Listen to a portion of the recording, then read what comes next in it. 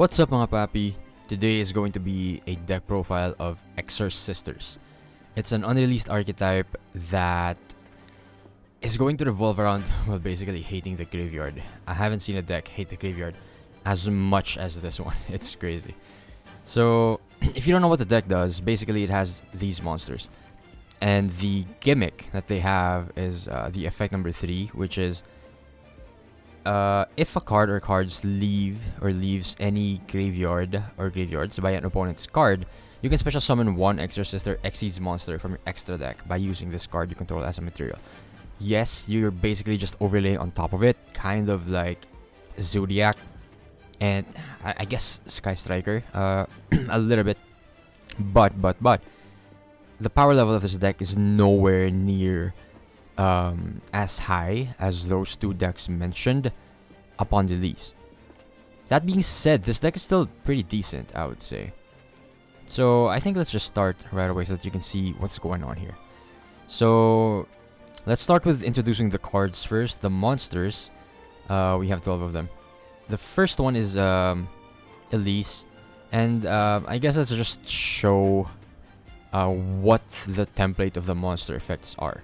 So they all have a different first effects, and then they have the same second effect, which is basically this: if a card leaves the graveyard by means of an opponent, then you can special summon one Exorcister, etc., etc. So that's pretty much it, and they all just differ from the first effect. So this one, Elise, is basically an extender. If you have an Exorcister monster already, you can special summon it from hand. Now take note that the extra deck monsters are actually also named Exorsisters, which means that it doesn't need to be main deck monsters that you control. You can also have, let's say, just this one, Caspitel, and you can still special summon Elise from your hand. So that's pretty cool. You have an extender, right? The second one is Stella. Now, they have a clause wherein you gain 800 life points if you control two of the same Exorcisters. Well, not really the same Exorcisters, but two matching Exorcisters. For example, Stella has an effect. During the main phase, you can special summon one Exorcister monster from your hand. Then, if you control a Exorcister Elise, you gain 800 life points. So you kind of see here, these two are matching. So let's say you have Stella and you special summon Elise, you can basically gain 800. Or if you normal summon this and then special summon Elise, Elise has this kind of like the same clause. Then if you control Exorcister Stella, so what that means is you just gain 800 for free. That is a little bit relevant due to the quick play spell and the trap needing a cost of 800 life points. So going on, moving on. Second monster, we have a special summon one from the hand. So again, the second effect is just the same. So the third one is going to be Sophia. This is probably the, well, not the best one in a vacuum, because you can't really activate its first effect when it's just on its own. So the first effect is, if you control an Exorcister monster, you can draw one card. So yeah, that's basically really free. This combos off really well with Elise. Yes, you don't gain the life points, but you get to draw a free card. And that's really cool, because like there's other hands as well where you can go Stella, and then you can special summon this, and then you can special summon Elise, or you can do it in the reverse order. It doesn't really matter, and you know that's just free cards.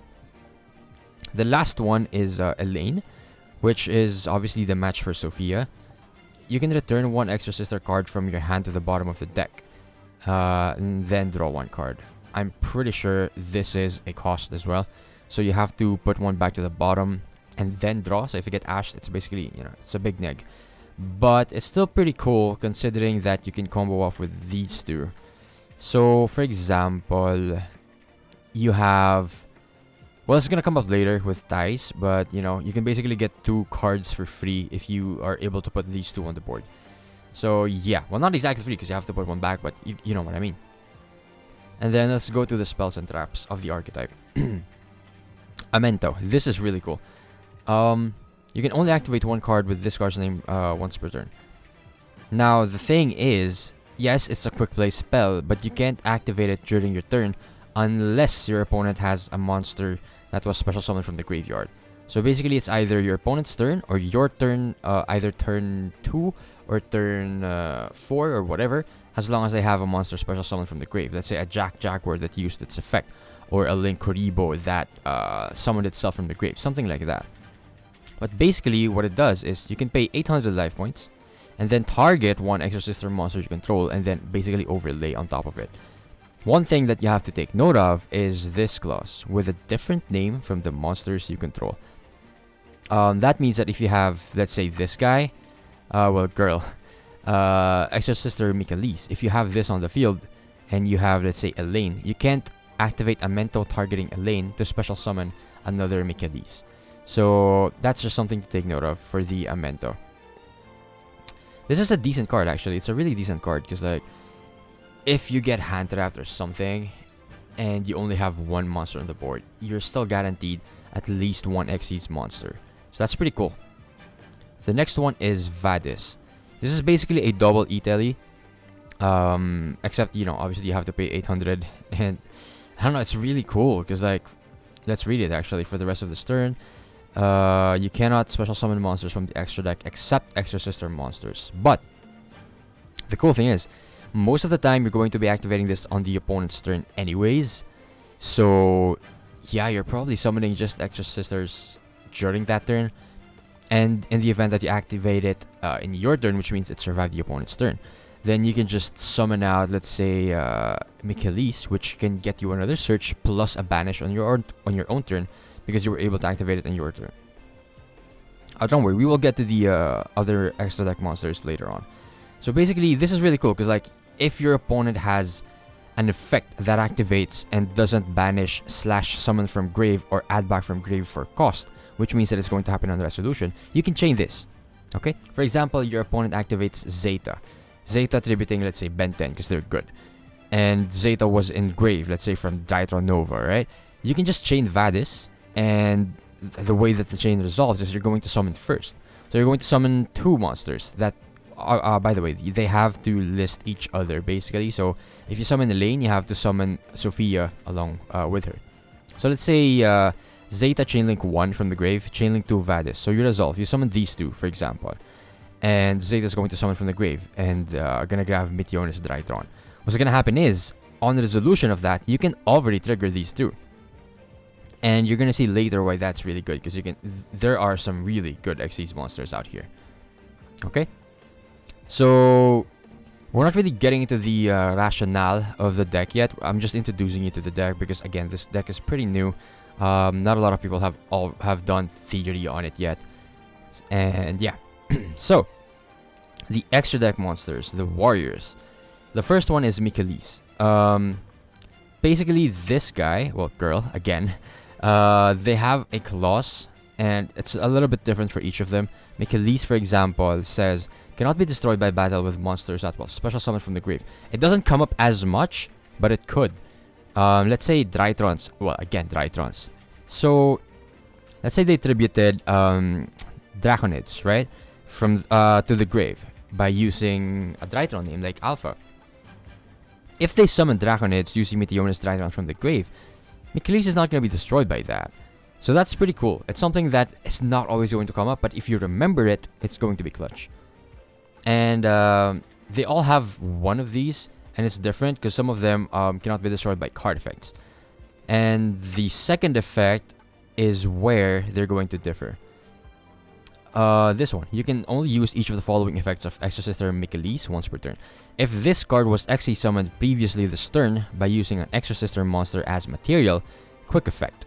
You can target one card your opponent controls or in their graveyard, banish it. This is really cool. However, you can only use it during the turn that it's Xe summoned. So for example, you summon it on your turn and it's still on the board on your opponent's turn, you actually can't use the quick effect. So this is best used when you have a Mento, or you have Vadis that turns one of these into Michaelis. Or if you normal summoned an Exorcister main deck monster and it just triggered by the opponent's banishing or special summoning from the grave or something like that. So that's just something to keep in mind. You can activate it past the turn that it's Xe summoned.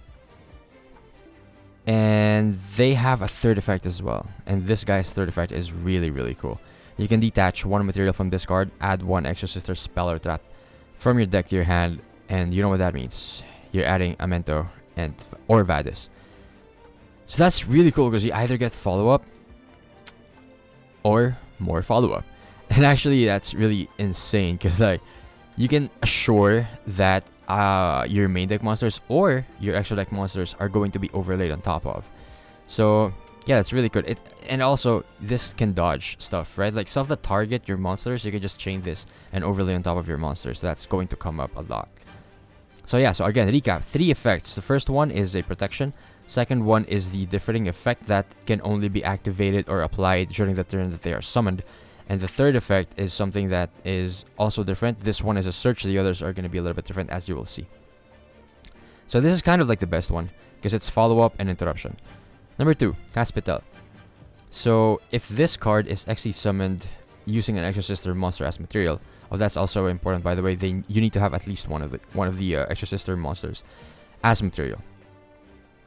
You can activate this effect for the rest of this turn. Neither player can special summon monsters from the grave or from any grave. So it includes you, but you don't care about the grave anyways. So this is really cool. This is like another version of Dweller. And yeah, so again, like I said, this deck hates the graveyard a lot. So again, it also has another effect, which is a protection. Cannot be destroyed by battle with monsters that were special summoned from the grave. So kind of like the same with Michaelis. Cannot be destroyed by battle. So Caspetel has a third effect as well, obviously.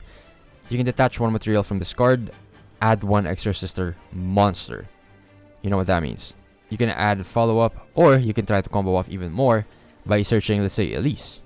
So if you haven't summoned Elise yet during the turn, you can make Caspetel, get Elise, special summon Elise for free, and if you have another extender, then you can go for another Xyz 4. Which is really cool, actually. So, yeah, it's pretty insane. Next one is going to be Yoooo. This is basically the Dweller. So, again, if this card is actually summoned using blah blah for the rest of this turn, neither player can activate any card effect in the graveyard. So basically, this is your in-archetype Dweller, which I think it's pretty good. I think it's pretty good because like you're gonna see some of the interactions with this deck.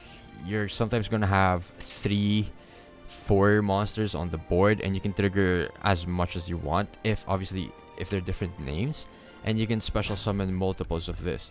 So for example, you have 3 monsters and you summon out this, and this. So you're basically having the Holy Trinity on board. You can prevent activations from the grave, prevent summoning from grave, and then you have an interruption in the form of banishing either from the grave or on the field, which is really useful because a lot of decks right now, they have Zeus access, right? Like let's say you normally summon a Zoo, you just go for Zeus. And then you go like Borbo, Chaka 9, Tiger Mortar, etc, etc. It's just insane. So having this is really, really, really amazing. And then the next one is going to be Jabreen. This is going to be a little bit more mellow, and you can even see that in the stats. This one has 14 and 28, while the others are more offensive with 25, 18, 23 and 800, and 21 and 18. This one is a little bit defensive. It's actually a little bit apparent in the artwork as well, because, you know, looks like a healer. So it has protection as well. Cannot be destroyed by activated monster effects from monsters that were special summoned from the graveyard. And this is her effect when special summoned that turn. If this card is actually summoned previously during that turn, it's basically an imperm. You can target 1 effect monster your opponent controls, negate its effects for the rest of the turn. And the third effect is you can detach 1 material from this card for the rest of this turn. All Xyz monsters you control will gain 800 attack. So it's just a little boost. So you can actually play pure 100% because like if you summon 3 or 4 and then you have this effect, that's 800 attack per monster. If you have 3, that's 2400. So that's pretty cool. Because that's 2400 on top of the attacks that these guys have. This is 25, 23. Let's say plus this. This is going to be 22. That's practically OTK. Practically. Oh, I forgot the Yoooo one. The third effect is you can detach 1 material from this card, target 1 monster your opponent controls, return to the hand. So again, a board clearer. It's pretty decent, I guess. So those are basically the monsters. There's another card that I didn't include in here because I didn't like it. It's basically kind of like a watered down prohibition, and I thought that, well, on testing, I just felt like it was a little bit win more. And it doesn't do anything on its own, while Vadis is basically Italy times 2, which is really cool. Obviously, it's a little bit slower, but yeah. Okay, now let's get to the deck profile proper.